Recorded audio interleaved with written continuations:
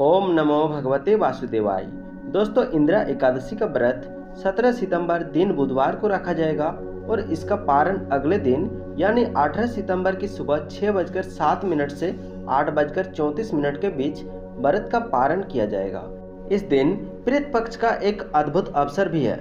दोस्तों, जो लोग अपने पितरों के लिए दान और तर्पण करते हैं और अपने पितरों की शांति के लिए पूजा करते हैं, उनके लिए यह दिन अत्यंत फलदायी मानी जाती है। जब हम इंदिरा एकादशी की बात करते हैं तो यह केवल उपवास का दिन नहीं है, बल्कि यह पितृ पक्ष का वह अद्भुत अवसर है जब हम अपने पितरों का तर्पण करके उन्हें शांति और मोक्ष प्रदान कर सकते हैं।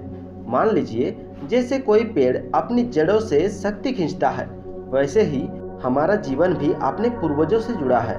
अगर जड़ें तृप्त है तो पूरा वृक्ष हरा भरा रहता है, और अगर जड़ें प्यास से सूख रही हो तो वृक्ष भी धीरे धीरे कमजोर हो जाता है। ठीक इसी तरह पितरों का तर्पण करना हमारे जीवन की जड़ों को सींचने जैसा ही है। इंदिरा एकादशी का व्रत 17 सितंबर दिन बुधवार को रखा जाएगा। इस दिन सूर्योदय से पहले स्नान कर पवित्र संकल्प ले, भगवान विष्णु की पूजा करें और साथ ही अपने पितरों को जल, तिल और कुश अर्पित करके तर्पण करें।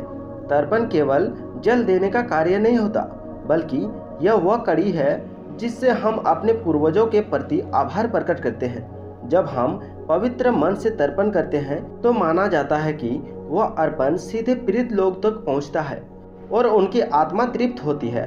शास्त्र कहते हैं कि इंदिरा एकादशी का व्रत करने वाले को न केवल स्वयं के पापों से मुक्ति मिलती है, बल्कि जिन पितरों की आत्माएं मोक्ष की तलाश में भटक रही होती है, उन्हें भी शांति मिलती है। यही कारण है कि इसे श्राद्ध एकादशी भी कहा गया है। इस दिन भगवान विष्णु की पूजा के साथ साथ पिंडदान और ब्राह्मण भोजन का विशेष महत्व है, और यह कर्म पितृ दोष निवारण का सबसे बड़ा उपाय माना जाता है। दिन भर फलाहार या निर्जला रहकर विष्णु नाम का जप करें। संध्या समय भगवान विष्णु की आरती कर प्रार्थना करें कि हे विष्णु भगवान, मैं अपने पूर्वजों को स्मरण करता हूँ, मेरे तर्पण और व्रत को स्वीकार करें और मेरे पितरों की आत्मा को शांति दे। अगले दिन यानी 18 सितंबर की सुबह 6:07 से लेकर 8:34 के बीच व्रत का पारण करें। पारण के समय भगवान विष्णु को नैवेद्य अर्पित करें और ब्राह्मणों और जरूरतमंदों को भोजन कराएं। यही भोजन और दान पितरों तक पूर्ण रूप से पहुंचता है।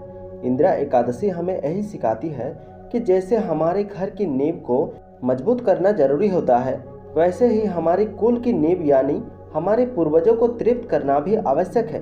पितरों के आशीर्वाद से ही जीवन में शांति, समृद्धि और संतोष बना रहता है। इसी दिन तर्पण और व्रत करके हम न केवल अपने पितरों के ऋण से उऋण होते हैं, बल्कि अपने आने वाली पीढ़ियों के लिए भी पुण्य का मार्ग प्रशस्त करते हैं। हे हमारे पितृदेव, हम आपके ऋणी हैं।